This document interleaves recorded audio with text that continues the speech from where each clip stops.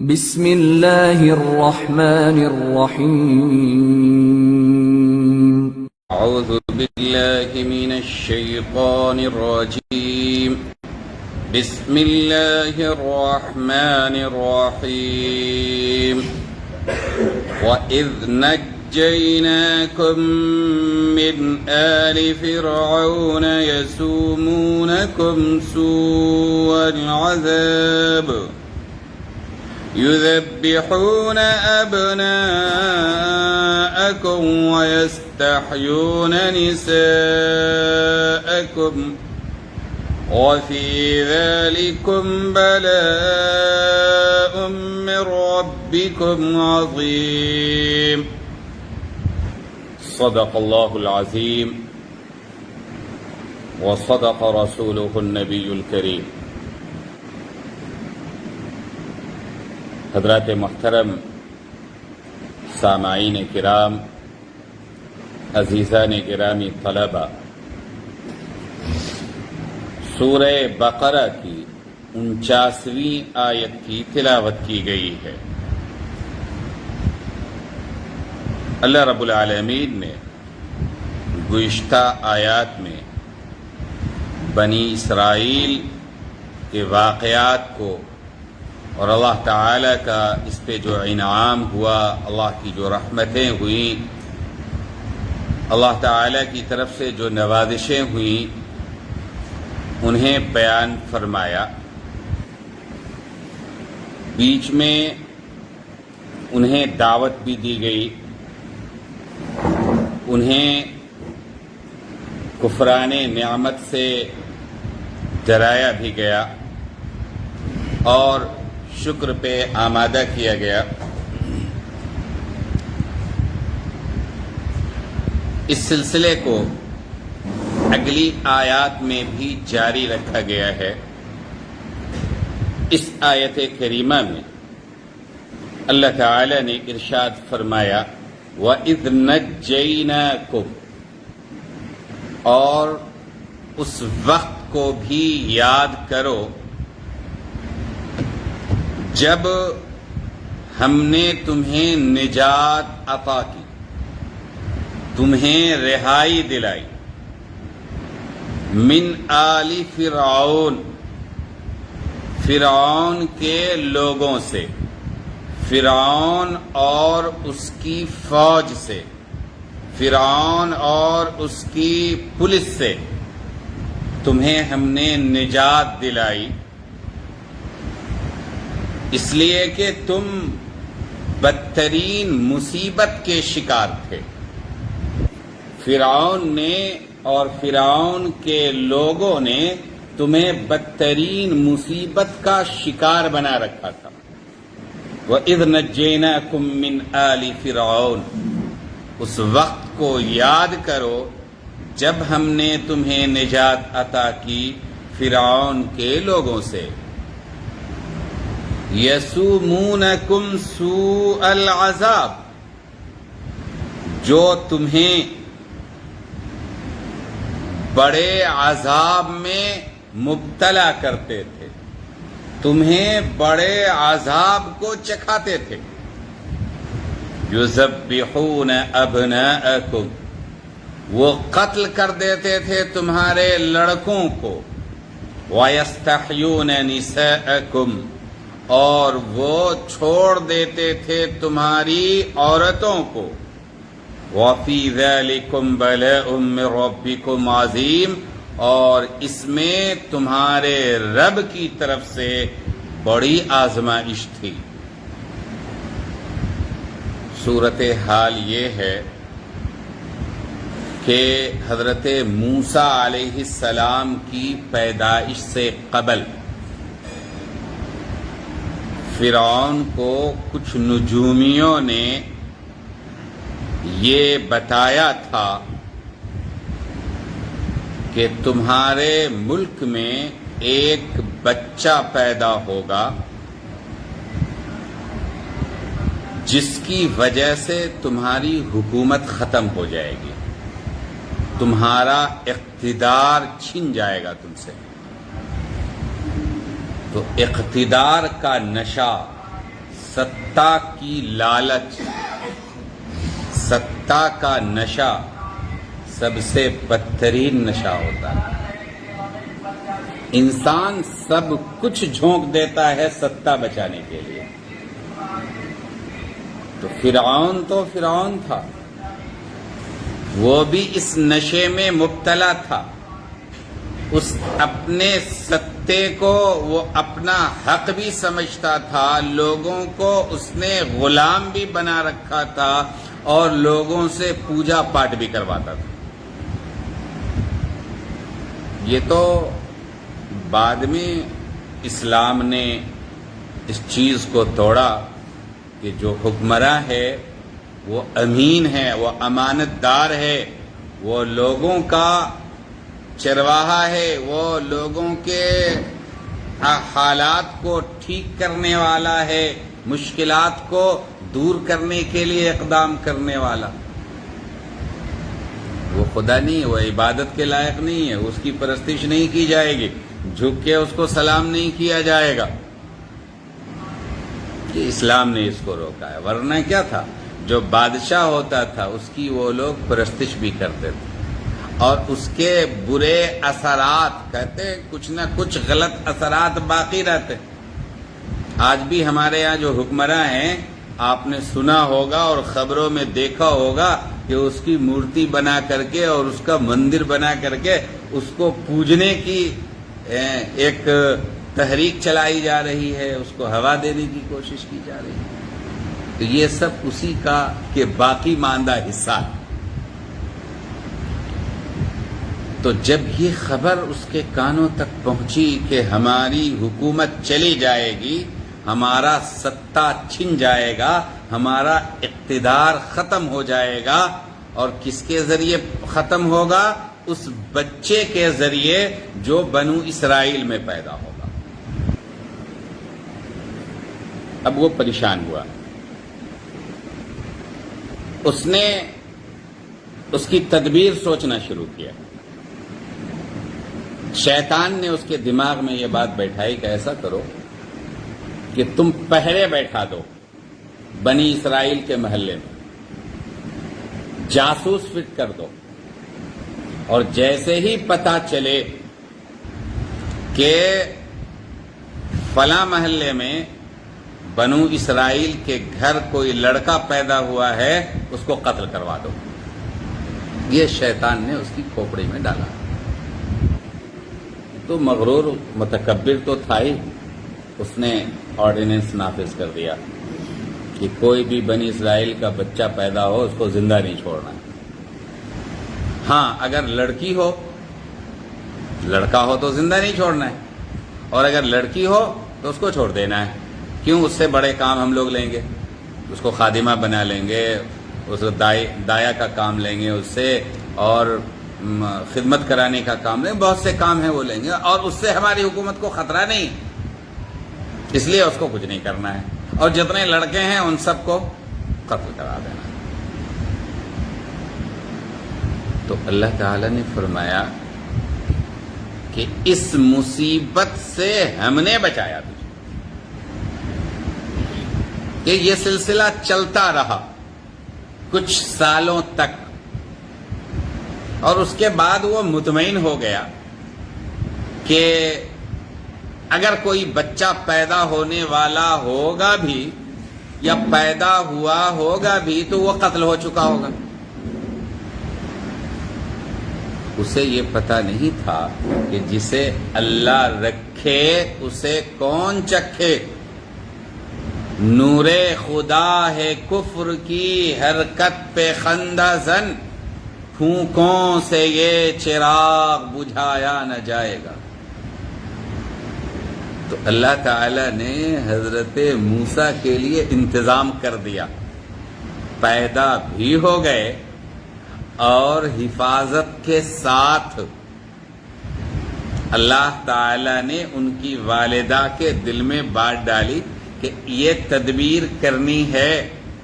انہوں نے ایک صندوق میں ان کو رکھا اور دریا کے سپرد کر دیا، اور وہ صندوق ہچکولے کھاتے کھلاتے وہ شاہی محل کے قریب پہنچ گیا اور ان کی جو اہلیہ تھیں ان کی نظر پڑی اور انہوں نے اپنے کنیزوں کے ساتھ اس کو لیا اور فرعون سے کہا کہ یہ بچہ ہے، یہ ہمیں بچے کی ضرورت تھی، لہٰذا ہم اس کی شاہی محل میں پرورش کریں گے۔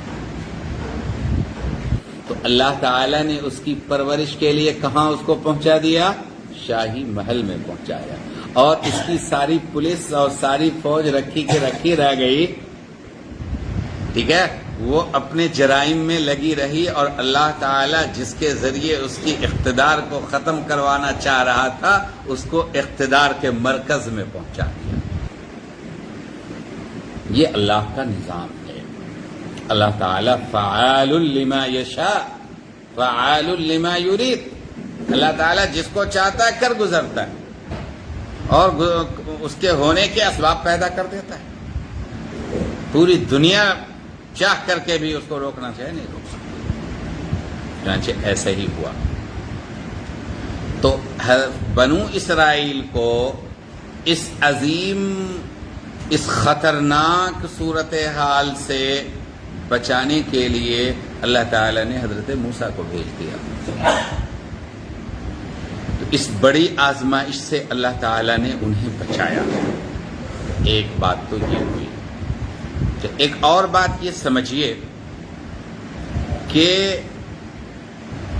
5ویں رکوع سے لے کر کے 15ویں رکوع تک مسلسل بنو اسرائیل کا تذکرہ ہے۔ کیوں ہے؟ سرور کائنات مدنی آقا جناب محمد رسول اللہ صلی اللہ علیہ وسلم نے ارشاد فرمایا، راوی حضرت سیدنا عبداللہ ابن عمرو ابن عاص رضی اللہ تعالیٰ عنہ ہے، ترمذی شریف کی روایت ہے، فرمایا کہ تم ضرور بالضرور پچھلے لوگوں کے، پچھلی امتوں کے نقش پاکی پیروی کرو گے، ان کی راہ پر چلو گے، یہاں تک کہ اگر کوئی گوہ کے بل میں داخل ہوا ہوگا تم بھی داخل ہوگے، یہاں تک کہ کہا کہ اگر اس نے ان میں سے کسی نے کوئی برائی کی ہوگی تو وہ برائی تم بھی کرو گے، بلکہ اس کے الفاظ اور زیادہ یہ ہیں کہ اگر کسی نے ماں کے ساتھ برائی کی ہوگی تو تم بھی ماں کے ساتھ کرو گے برائی۔ صحابہ نے پوچھا کہ وہ کون لوگ ہیں؟ کیا یہود و نصارہ ہیں؟ تو رسول اللہ نے فرمایا اور کون ہو سکتے ہیں؟ تو ان کے واقعات کو اس لیے بتایا جا رہا ہے تاکہ ہم ایسی غلط کاری سے بچ سکیں، ہم ان کے غلط راستے کی پیروی سے بچ سکیں۔ یہ اس لیے نہیں بتایا جا رہا ہے کہ ہمارے اندر ان کی دشمنی بیٹھے، نہیں، یا ان سے نفرت دلانا مقصود نہیں، ان کی غلط عادتوں سے بچنا ہے، ان کی دوستی نہیں کرنی ہے، ان کی یاری نہیں کرنی ہے۔ عام انسانوں کی طرح وہ بھی ہیں، لیکن ان کے لیے کرسی لا کے دو، ان کے لیے دل میں نفرت نہیں، کیونکہ ہم کیا ہیں؟ عالمی امت ہیں، اور رسول اللہ صلی اللہ علیہ وسلم سب کے لیے نبی، یہودیوں کے لیے بھی آپ نبی تھے اور عیسائیوں کے لیے بھی آپ نبی تھے۔ رسول اللہ صلی اللہ علیہ وسلم کے زمانے میں بہت سے یہودیوں نے اسلام قبول کیا تھا کہ نہیں کیا تھا؟ حضرت عبداللہ ابن سلام رضی اللہ تعالیٰ عنہ کون تھے؟ یہودی تھے۔ حضرت صفیہ رضی اللہ تعالیٰ عنہا کون تھی؟ یہودیہ تھی، اور امہات المؤمنین میں سے بنی۔ تو ایک کسی قومیت کی بنیاد پہ کوئی مسلمان کسی سے نفرت نہیں رکھ سکتا۔ ہاں، صفات کی بنیاد، ان کی بدترین صفات سے بچنا، ان کی دوستی نہیں کرنی، اس لیے کہ جب دوستی کرتا ہے نا تو اس کے راستے پہ چلنا چاہتا ہے، جس کی محبت دل میں ہوتی ہے اس کے طریقے پہ چلنا چاہتا ہے، تو ہمیں اس سے منع کیا گیا کہ ویسی دوستی نہیں کرنی۔ تو اس لیے آگے مسلسل کئی آیات میں انہی چیزوں کو، ان کے کرائم کو بیان کیا جائے، گویا کہ فرد جرم جب عائد کیا جاتا ہے نا تو اس کی تفصیلات تو آگے آئیں گی، سورہ اعراف میں اس کی تفصیل آ رہی ہے، لیکن یہاں پہ مختصر انداز میں کہ یہ بھی تم نے کیا اور یہ بھی تم نے کیا اور یہ بھی تم نے کیا، یہ بھی تمہارا جرم ہے، تب تمہارے اوپر لعنت مسلط کی گئی اور تب تمہارے اوپر ذلت مسلط کی گئی۔ اب یہ ہے کہ وہ لعنت، وہ مغضوب علیہم اور باقی چیزیں، اس کے باوجود یہ کبھی ایسا نظر آتا ہے کہ حکومت پہ قابض ہیں، اقتدار پہ قابض ہیں، یہ ایک شبہ ذہن میں آتا ہے۔ اس سلسلے کی کچھ باتیں میں نے پہلے بھی عرض کی تھی اور آئندہ بھی کسی مناسب مقام پہ میں اس پہ روشنی ڈالوں گا تو بات سمجھ میں آ جائے گی کہ ان کی ذلت اور ان کی پستی اور ان کے عار اور ان کی لعنت کا مطلب کیا ہے۔ دوسرا انعام، وَإِذْ فَرَقْنَا بِكُمُ الْبَحْرَ فَأَنْجَيْنَاكُمْ وَأَغْرَقْنَا آلَ فِرْعَوْنَ وَأَنْتُمْ تَنْظُرُونَ۔ اور اس زمانے کو بھی یاد کرو جبکہ شق کر دیا، پھاڑ دیا ہم نے تمہارے راستہ دینے کی وجہ سے دریا کو، پھر ہم نے ڈوبنے سے بچا لیا تم کو اور غرق کر دیا فرعون اور اس کے متعلقین کو، وَأَنْتُمْ تَنْظُرُونَ، اور تم اس کا معائنہ کر رہے تھے، مشاہدہ کر رہے تھے۔ تو اس وقت کو یاد کرو جب ہم نے سمندر کو حکم دیا کہ وہ تمہیں راستہ دے دے، تو گویا کہ سمندر شق ہو گیا، بیچ سے ہٹ گیا، ادھر کا پانی ادھر، ادھر کا پانی ادھر، بیچ میں راستہ۔ تو ہم نے تمہیں نجات دے دی اور فرعون کے لوگوں کو ہم نے غرق کر دیا اور تم کھلی آنکھوں سے اس کا مشاہدہ کر رہے تھے۔ یہ کب ہوا اور یہ سمندر کون سا ہے؟ اس کا جاننا بہت آسان ہے۔ مصر اور سیریا، آپ ورلڈ ایٹلس پہ دیکھیں، خریطۃ العالم پہ دیکھیں تو آپ کو مصر اور سیریا کے درمیان ایک سمندر نظر آئے گا۔ وہ سمندر کیا ہے؟ اسی سمندر کو موجودہ وقت میں ریڈ سی کہا جاتا ہے، بحر احمر، لال سمندر، اسی کو بحر قلزم بھی کہا جاتا ہے۔ تو بحر احمر، بحر قلزم، ریڈ سی، لال سمندر ایک ہی چیز ہے، یہ چاروں نام ایک کے۔ یہ آگے جا کر کے اس میں کئی کھاڑیاں بن جاتی ہیں، اسی سے نہر سوئز نکلا ہے، نہر سوئز، ٹھیک ہے؟ یعنی لال سمندر کو بحر متوسط سے ملانے والی جو چھوٹی آبی گزرگاہ ہے اس کو نہر سوئز کہتے ہیں۔ وہیں پہ خلیج عقبہ ہے۔ آپ دیکھیں گے کہ اس کے کونے پر ایک وی کی شکل کا آپ کو خشکی والا حصہ نظر آئے گا۔ یہی وی کی شکل والا جو ہے اسی کو صحرائے سینا کہتے ہیں۔ وادی سینا وہی، اسی میں کوہ طور ہے. تو مصر میں یہ حضرات تھے. حضرت موسیٰ علیہ السلام نے نبوت کا اعلان کیا، دعوت دی. جن کے پاس کرسیاں نہیں ہیں وہ اپنے روم سے کرسیاں لے کر کے آئیں گے. تو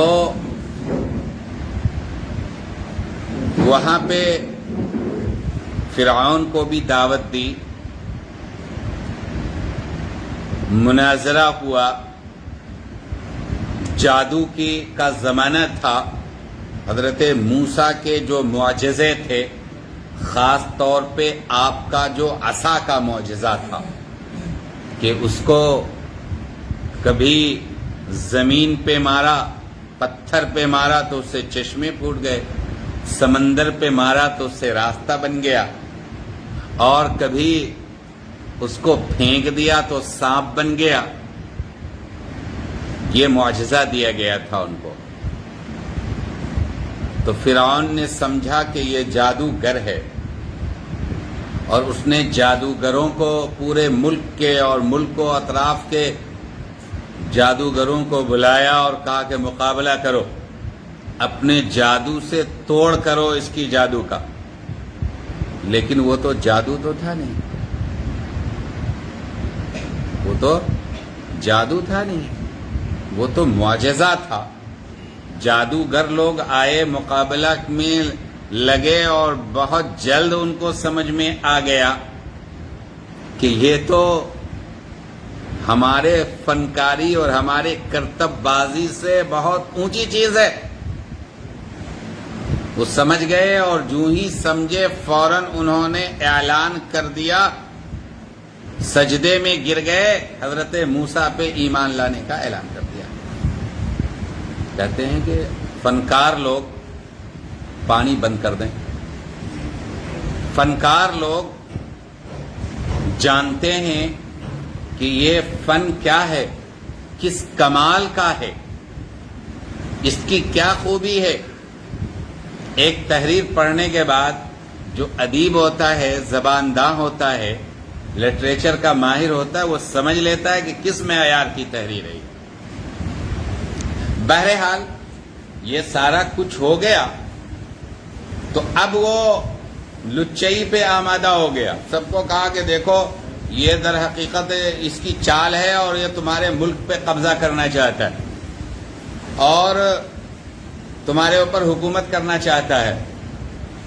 اور یہ لوگ یہاں ہمارے غلامی میں رہتے تھے اور ہم پہ یہ حکومت کا خواب دیکھ رہے ہیں، اور اس کے لیے انہوں نے موسیٰ کو اپنا جو ہے کمانڈر بنایا ہے. اور پھر جو ہے آئے دن کے رگڑے جھگڑے شروع ہو گئے، اور آخر میں اس نے جو ہے اپنی حساب سے کہا کہ آج تو نمٹ ہی لینا ہے. اپنی پوری فوج لاؤ لشکر کے ساتھ لگ گیا. حضرت موسیٰ علیہ السلام سمجھ گئے کہ اب یہاں رہنا ممکن نہیں ہے. اللہ کا حکم ہوا کہ مصر کو خالی کر دینا ہے. حضرت موسیٰ علیہ السلام بنی اسرائیل کو، اپنی پوری قوم کو لے کر کے چل پڑے. تو اب متکبر آدمی جو ہوتا ہے نا، وہ لوگوں کو دکھانے کے لیے کہ ہم بڑے تیسمار خواہ ہیں، بڑے بہادر ہیں، اور ہم نے اپنے دشمنوں کا آخری دم تک پیچھا کیا، آخری دم تک نہیں چھوڑا. ورنہ اگر کوئی شریف آدمی ہوتا تو کہتا جانے دو، مصیبت ختم ہوئی. نہیں، پیچھا کریں گے. پیچھا کرنا شروع کیا. اب مصر سے نکل کر کے ان کو کہاں آنا تھا؟ سیریا کے علاقے میں، جس کو وادی سینا کہتے ہیں، جس میں کوہ طور ہے. طور پہاڑ آج بھی موجود ہے، وہاں آنا تھا. تو آپ نے سامنے سمندر ہے، پانی. اب ان کے قوم کے لوگ پریشان کرنا شروع کیے کہ موسیٰ لگتا ہے کہ آپ ہم کو مروا دیجئے گا، آگے سمندر ہے، پیچھے فرعون کی فوج ہے، اب ہم تو کہیں کے نہ رہے. وہاں تو گھر میں تھے، کسی طرح چھپ چھپا کر کے بچ جاتے، یہاں تو بچنے کی کوئی شکل نہیں. اللہ تعالی نے حکم فرمایا کہ موسیٰ اپنے عصا کو ماریے پانی پہ. جیسے ہی حضرت موسیٰ نے عصا کو مارا، پانی جو ہے ادھر کا پانی ادھر، ادھر کا پانی ادھر بیچ سے راستہ بن گیا. یہ معجزہ تھا حضرت موسیٰ علیہ السلام کا. بنو اسرائیل دیکھے کہ حضرت موسیٰ نے کہا کہ یہ راستہ ہے. حضرت موسیٰ آگے بڑھے, ان کی پوری فوج آگے بڑھی, پوری قوم آگے بڑھی, اور پھر وہ اس پار ہو گئے. فرعون اور ان کا لشکر اور اس کے فوجی جب وہاں پہنچے تو عجیب و غریب صورتحال دیکھا. عقل مند انسان رہتا تو پیچھے ہٹ جاتا کہ یہ باپ دادا کا بنایا ہوا راستہ ہے جو ہم اس پہ چلنا چاہ رہے ہیں. یہ تو حضرت موسیٰ کے لیے اللہ تعالیٰ نے بنایا, یہ تو ہمارے لیے ہے نہیں. لیکن وہ تو متکبر آدمی کیا ہوتا ہے, وہ عقل سے پیدل ہوتا ہے سب سے. چنانچہ وہ بھی کہا کہ کھدیڑ کھدیڑ کر کے ماریں گے, اس لیے ہم نے یہ راستہ بنوایا, اس لیے بنوایا کہ کھدیڑ کھدیڑ کے ماریں گے. بس اس کے فوجی اور یہ سارے لوگ جو ہے چل پڑے. اللہ تعالیٰ نے حکم فرمایا کہ موسیٰ گزر چکے, معاملہ ختم, پانی کو اپنی جگہ پہ آنے کا حکم دے دیا. اب سب کے سب جو ہے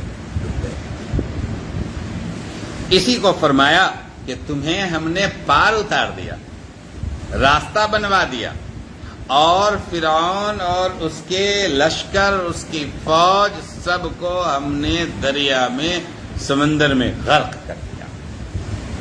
یہ کتنا بڑا انعام ہے. یعنی اتنا ہی نہیں کہ آپ کے لیے نجات مقدر ہوئی, بلکہ آپ کے دشمن کو اللہ تعالی نے ملیہ میٹ کر دیا, ایک ساتھ مٹا دیا. اب یہ پار اتر گئے ہیں, تو پار اترنے کے بعد ایک طرف تو مصر ہے, مصر خالی ہو چکا فرعون اور اس کی فوج سے, اور آگے صحرائے سینا ہے. نبی کا معاملہ یہ ہوتا ہے جب وہ کسی سرزمین سے ہجرت کر جاتے ہیں تو پھر واپس نہیں جاتے. رسول اللہ صلی اللہ علیہ وسلم ہجرت کر کے مدینہ منورہ تشریف لے گئے تو پھر واپس مکہ نہیں ہے. مکہ فتح ہو گیا تب بھی آپ واپس آ کے یہاں نہیں بسے, آئے حج کرنے کے لیے تشریف لائے اور پھر مدینہ منورہ چلے گئے. تو ہجرت کر کے وہ آ گئے یہاں اس پار, تو اب یہی ان کو بود و باش اختیار کرنے کا حکم ملا. تو انہوں نے کہا کہ اب ہم لوگ اطمینان کی زندگی میں ہیں, اب اگر کوئی قانون اور شریعت ملے تو ہم لوگ اس پہ عمل پیرا ہوں گے.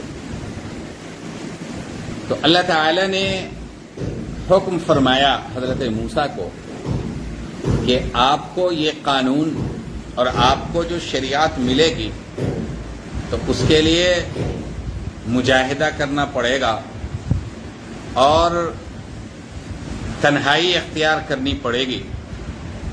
جس طرح رسول اللہ صلی اللہ علیہ وسلم پہ جب پہلی وحی آئی تو کہاں, جبل نور کے غار میں, جس کو غار حرا کہتے ہیں, اس پہاڑی کا کیا نام ہے, جبل النور. اس کے ایک غار میں اللہ تعالی نے پہلی مرتبہ وحی نازل فرمائی. ان کے اوپر اللہ کا حکم نازل کرنے کے لیے بھی انہیں کہا گیا کہ وہاں نے آئیے ذرا طور پہ. حضرت موسیٰ علیہ السلام کو بلایا گیا, 1 مہینہ کے لیے بلایا گیا, اور پھر جو ہے حکم دیا گیا کہ 10 دن اور, یعنی 1 چلہ مکمل 40 دن. تو اس 40 کی بڑی اہمیت ہے. کسی چیز کے بدلنے میں, کیفیت کے بدلنے میں, حالات کے بدلنے میں 40 دن کی بڑی اہمیت ہے. چنانچہ شکم مادر میں جب بچہ ہوتا ہے نا تو ہر 40 دن کے بعد اس کی کیفیت بدلتی ہے. چنانچہ یہاں ایسا وَإِذْ وَاعَدْنَا مُوسَىٰ 40 لَيْلَةً ثُمَّ اتَّخَذْتُمُ الْعِجْلَ مِن بَعْدِهِ وَأَنْتُمْ ظَالِمُونَ. اور وہ زمانہ یاد کرو جب کہ وعدہ کیا تھا ہم نے موسیٰ علیہ السلام سے تورات دینے کا, ایک مدت گزرنے پر. وہ مدت کیا تھی؟ 1 مہینہ, جس پہ 10 رات کا اضافہ کیا گیا. تو کل کتنی راتیں ہوں گی؟ 40 دن 40 راتیں، 40 رات کا زمانہ ہو گیا تھا۔ پھر تم لوگوں نے پرستش کے لیے تجویز کر لیا العجل، بچڑا، حضرت موسیٰ کے بعد وَأَنْتُمْ ظَالِمُونَ، اور تم لوگوں نے اس عمل کے ذریعے صریح ظلم پر کمر باندھی تھی، تم لوگ ظالم بن گئے تھے، اس لیے کہ یہ جو شرک ہے نا، ان الشرک لظلم عظیم، شرک بدترین ظلم ہے، اور جو مشرک ہوتا ہے وہ بدترین ظالم ہوتا ہے، جو مشرک ہوتا ہے وہ بدترین ظالم ہوتا ہے۔ اس کو آپ مزید وضاحت کے ساتھ سمجھیے کہ جب سمندر سے پار ہو گئے اور وادی سینا میں پہنچ گئے تو اب جستجو ہوئی کہ اللہ کا حکم چاہیے، قانون شریعت چاہیے، وہ اصول زندگی چاہیے جس کے مطابق ہم اللہ کی فرما برداری کر سکیں، اللہ کی عبادت و اطاعت کر سکیں۔ اس کے لیے اللہ تعالیٰ نے بلایا کہاں؟ پہاڑ پہ۔ پہاڑ کا کیا نام ہے؟ طور۔ اور وہ اس پہاڑ کی چونکہ نسبت اللہ کی وحی کے ساتھ ہے، ٹھیک ہے، اور اس سے قبل آپ کو جو نبوت ملی تھی، آپ کو جو نبوت ملی تھی تو وہ نبوت بھی پہاڑی خطے میں فخلعنا علیک، اپنے جوتے اتاریے، حکم ہوا نا اللہ کی طرف سے، انک بالوادی المقدس، آپ وادی مقدس میں ہیں، طوا اس کا نام ہے، ٹھیک ہے، اور وطور، طور کی قسم کھائی اللہ تعالی نے۔ یہ مقدس جگہ کیسے بن گئی؟ اللہ کی تجلیات کا نزول ہوا وہاں پہ، اللہ کا حکم اترا وہاں پہ، حضرت موسیٰ گئے وہاں پہ، معلوم ہوا کہ کسی عظیم ہستی کی سے تعلق ہو یا اللہ کی کوئی نشانی ظاہر ہوئی ہو، وہ چیز کیا ہو جاتی؟ مقدس ہو جاتی۔ اور جب مقدس کوئی چیز ہوتی ہے تو تقدس کا معاملہ یہ ہوتا ہے کہ کسی مقدس کام کو کرنے کے لیے پورا احترام، جسم میں بھی، جسمانی طور پہ بھی، ایکٹیویٹی میں بھی احترام ہو۔ اسی لیے جب مسجد جاتے ہیں تو پورے احترام کے ساتھ جاتے ہیں، وہاں داخل ہوتے ہیں، بیٹھنا ہے تو احترام کے ساتھ بیٹھیے، جسم سے، عمل سے، ایکٹیویٹی سے بھی احترام سمجھ میں آئے۔ آپ یہاں پہ تشریف لائے اللہ کا کلام سننے کے لیے، تو باوضو ہو کر کے، نہا دھو کر کے، اچھی حیت میں آپ تشریف لائے۔ جتنی اچھی حیت میں آپ آئیں گے اللہ تعالیٰ اتنا عطا کریں گے آپ کو، ٹھیک ہے۔ مسجد گئے تو جتنی اچھی حیت میں گئے تو اللہ تعالیٰ اتنا عطا کرتے ہیں۔ ادب تہذیب، آج کل ہمارے ہاں ایک فرقہ ہے کہ بد تہذیبی والے جتنے کام ہیں اس کو وہ تہذیب سمجھتے ہیں۔ نماز پڑھنے بھی جا رہے ہیں تو لگتا ہے کہ کھیل کرنے کے لیے آئے ہیں، تو یہ چیز مناسب نہیں ہے۔ ادب، احترام، تواضع، انکساری، رعایت، یہ ساری چیزیں ہیں۔ اب دیکھیں کہ حکم دیا جا رہا ہے اللہ رب العالمین کی طرف سے کہ یہ چونکہ مقدس وادی ہے، یہاں آپ کو اللہ تعالی سے ہم کلامی کا شرف حاصل ہوگا، اس لیے جوتے اتار دیجئے۔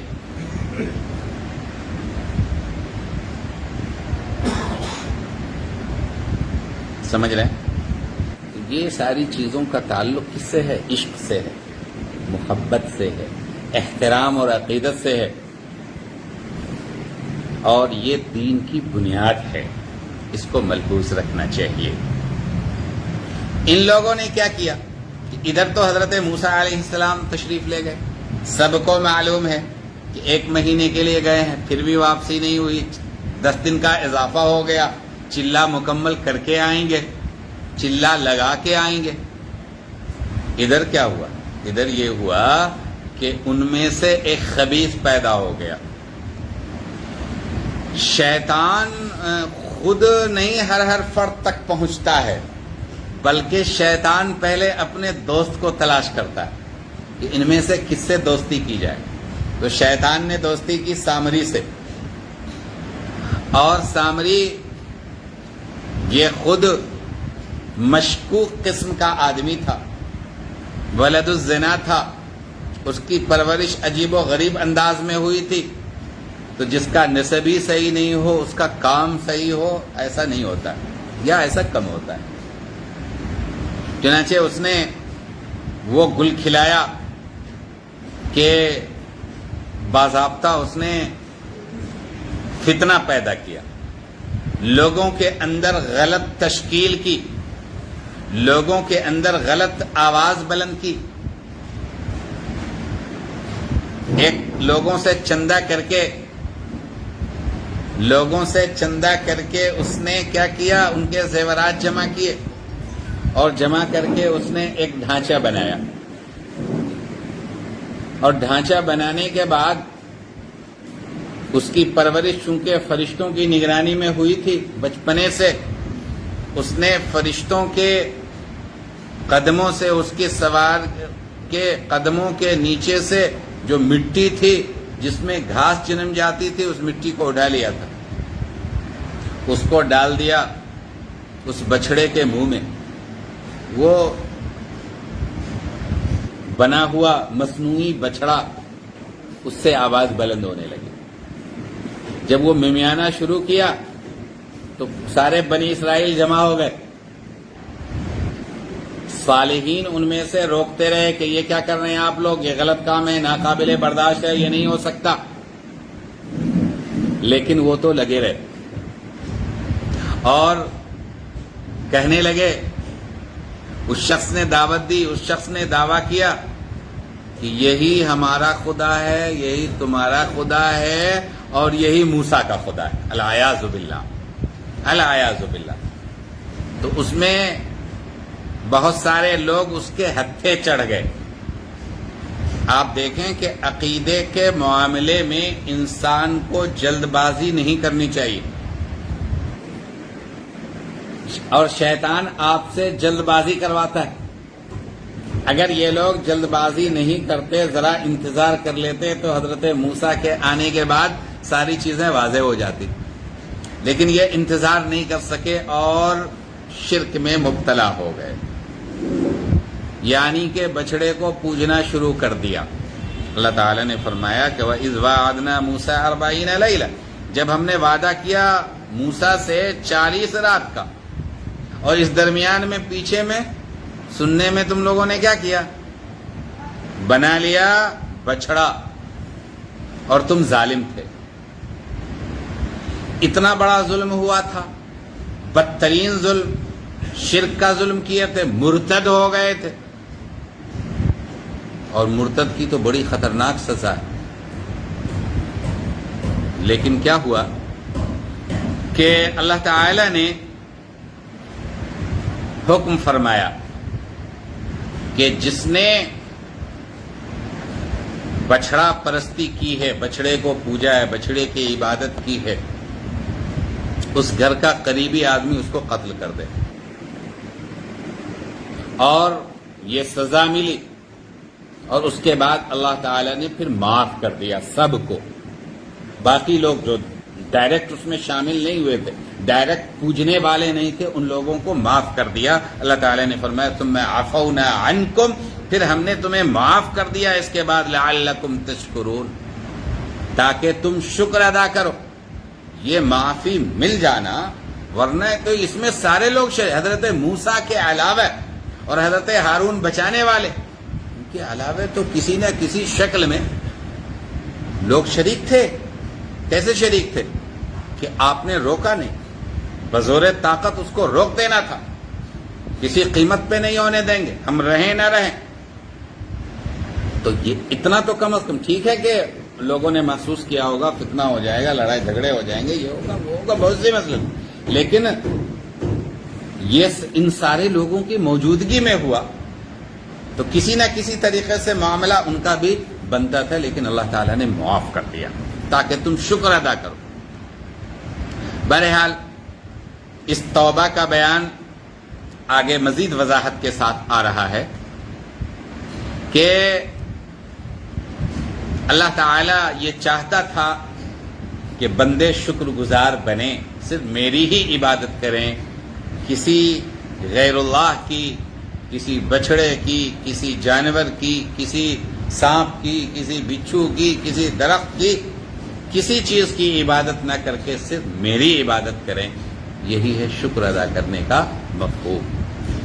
وَإِذْ آتَيْنَا مُوسَى الْكِتَابَ وَالْفُرْقَانَ لَعَلَّكُمْ تَهْتَدُونَ،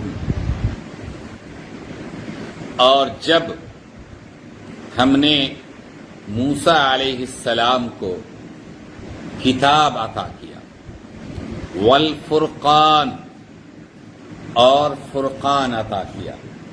فرقان کسے کہتے ہیں؟ حق اور باطل کے درمیان فرق کرنے والی کسوٹی، لہذا اس قرآن کا نام بھی فرقان ہے کہ یہ حق اور باطل کے درمیان فرق کرنے والی کتاب ہے۔ جب کبھی کسی معاملے میں شبہ ہو کہ یہ صحیح ہے یا غلط، اسے قرآن و سنت کے معیار پہ پیش کیا جائے، سمجھ میں بات آ جائے گی کہ یہ صحیح ہے یا غلط ہے۔ قرآن متن ہے اور حدیث کیا ہے؟ شرح ہے اس کی، تو لہٰذا اس کے معیار پہ پیش کریں گے تو دودھ کا دودھ پانی کا پانی ہو جائے گا۔ اس زمانے میں حق اور باطل کے درمیان فرق کرنے والی کتاب کون سی تھی؟ تورات تھی۔ تو اللہ تعالیٰ نے حضرت موسیٰ علیہ السلام کو تورات عطا کیا۔ مقصد کیا تھا؟ لعلکم تہتدون، تاکہ تم ہدایت پا جاؤ۔ تاکہ تم کیا پا جاؤ؟ تو ہدایت پانے کے لیے، صحیح راستہ پانے کے لیے سب سے بنیادی چیز کیا ہے؟ اللہ کی کتاب۔ آج بھی امت مسلمہ کے لیے ہدایت پانے والی چیز کیا ہے؟ اللہ کی کتاب ہے۔ اللہ کے بیان سے، اللہ کی تقریر سے، اللہ کے خطاب سے اونچا کوئی خطاب نہیں ہو سکتا، لیکن امت کو پکڑنا تھا، مضبوطی سے تھامنا تھا اس کتاب ہدایت کو، لیکن شیطان نے دوسرے دھندوں میں اس کو لگا دیا، قصے کہانیوں میں لگا دیا۔ اب یہ بتدریج مختلف عنوان سے، مختلف لیبل کے تحت قرآن کریم سے دور ہوتے چلے گئے۔ شیطان نے دل میں مختلف خیالات ڈالے، مثلا یہ خیال ڈالا کہ قرآن کریم ہم سمجھیں گے، یہ ہمارے بس کی بات ہے۔ تو اللہ تعالیٰ نے کہا کہ وَلَقَدْ يَسَّرْنَا الْقُرْآنَ لِلذِّكْرِ، ہم نے آسان کر دیا ہے اس قرآن کو سمجھنے کے لیے۔ تو اللہ تعالیٰ کہہ رہا ہے آسان کر دیا، اور ہم کہہ رہے ہیں یہ بہت مشکل چیز ہے۔ یہ کس نے دماغ میں ڈالا؟ شیطان نے ڈالا۔ چلیے آگے۔ ہاں، اس کتاب کو اگر سمجھیں گے تو کہیں گمراہ تو نہیں ہو جائیں گے؟ اللہ تعالیٰ نے فرمایا کہ وَمَا يُضِلُّ بِهِ إِلَّا الْفَاسِقِينَ، جو فاسق و فاجر لوگ ہیں، ٹھیک ہے، جو کفر کرنے والے لوگ ہیں، اسی کو اللہ گمراہ کرتا ہے۔ یہدی بہ کثیرا، اللہ تعالیٰ اکثر کو تو اس سے ہدایت دیتا ہے، اہل ایمان کو ہدایت دیتا ہے۔ لعلکم تہتدون کا رہا، ہدایت کے لیے اللہ تعالیٰ نے نازل کیا۔ تو جو چیز آئی ہی تھی ہدایت کے لیے، اور اس میں شیطان نے کیا سمجھا دیا؟ کہیں گمراہ تو نہیں ہو جائیں گے۔ اس لیے میرے عزیزو، یہ کتاب ہدایت ہے۔ اللہ تعالیٰ نے جس زمانے میں بھی جو کتاب نازل کی وہ کتاب ہدایت تھی، اور قیامت تک کے لیے اب کتاب ہدایت کیا ہے؟ قرآن کریم۔ پچھلی تمام کتابیں کیا ہو چکی؟ منسوخ ہو چکی۔ ایک قانون کے آنے کے بعد پچھلا قانون کیا ہو جاتا ہے؟ ختم۔ تو اس کی جگہ پہ یہ قانون چلے گا۔ اب کتاب ہدایت یہی ہے، ہدایت پانے کے لیے ہم کو اسی سے جڑنا پڑے گا۔ وَإِذْ قَالَ مُوسَى لِقَوْمِهِ يَا قَوْمِ إِنَّ إنكم ظلمتم أنفسكم باتخاذكم العجل فتوبوا إلى بارئكم فاقتلوا أنفسكم ذلكم خير لكم عند بارئكم وتاب عليكم إنه هو التواب الرحيم. اور وہ زمانہ بھی یاد کرو جب موسیٰ علیہ السلام نے اپنی قوم سے فرمایا کہ اے میری قوم، بے شک تم نے اپنا بڑا نقصان کیا اس بچھڑے کو پوجنے کی وجہ سے، لہذا تم اپنے خالق کی طرف متوجہ ہو جاؤ، اپنے خالق سے توبہ کرو. پھر بعض آدمی جنہوں نے بچھڑے کو نہیں پوجا تھا، بعض آدمیوں کو جنہوں نے بچھڑے کو پوجا تھا، قتل کرو. اس حکم پہ عمل درآمد کرنا تمہارے لیے بہتر ہوگا تمہارے خالق کے نزدیک. پھر اس حکم پہ عمل کرنے کے نتیجے میں حق تعالی تمہارے حال پر اپنی توجہ فرمائیں گے. بے شک وہ تو ایسے ہی ہیں کہ توبہ قبول کرتے ہیں اور رحم فرماتے ہیں. یہ اسی کی تفصیل آئی کہ جو مجرم تھے، جو مشرک تھے، جو بچھڑے کو پوجنے والے تھے، ان کے لیے حکم آیا کہ ان کو اب زندہ رہنے کی اجازت نہیں ہے. یہ لوگ اگر زندہ رہیں گے تو باقی ان کے جراثیم دوسروں تک پہنچیں گے، لہٰذا ان کا جو قریبی آدمی ہوگا وہ ان کو کیفر کردار تک پہنچائے گا. چنانچہ ایسے ہی ہوا. جب یہ کام ہو گیا تو اللہ تعالی نے ان کے توبہ کو قبول کر لیا. اللہ تعالی نے ان پہ رحمتیں نازل کی، اللہ تعالی نے ان پہ برکتیں نازل کی. بزرگوں، یہ چند آیات کریمہ جن میں اللہ تعالی نے اپنی خاص نعمتوں کو ذکر کیا کہ انسان کو ہمیشہ حق پہ قائم رہنا چاہیے، توحید پہ قائم رہنا چاہیے، شرک سے بچنا چاہیے. شرک بدترین جرم ہے، شرک بدترین ظلم ہے، اور اللہ تعالی شرک کو چاہے کسی بھی درجے کا شرک ہو کبھی بھی معاف نہیں کرتا ہے، شرک کو پسند نہیں کرتا ہے. لہذا شرک اور شرک کے شائبے سے بھی ہمیں بچنا چاہیے، اللہ کی نعمتوں کی قدر کرنی چاہیے اور اللہ کی حکمتوں کو جاننا چاہیے. اللہ تعالی جب چاہتا ہے جس چیز کو وجود عطا کرنا چاہتا ہے وہ عطا کر دیتا ہے. کبھی شاہی بارگاہ میں اس کے سب سے بڑے دشمن کی پرورش کروا دیتا ہے اور جو اس کے اقتدار کے زوال کا سبب بنتا ہے. کبھی انا ربکم الاعلی کا نعرہ لگانے والے روئے زمین کے بدترین سرکش آدمی کو سمندر میں غرق کر دیتا ہے، کبھی سمندر میں راستے بنا دیتا ہے. بھائی اللہ تعالی سے جب ہم جڑیں گے، اس سے تعلق قائم کر لیں گے تو من کان للہ کان اللہ لہ، جو اللہ کا ہو گیا اللہ اس کے لیے ہو جاتا ہے.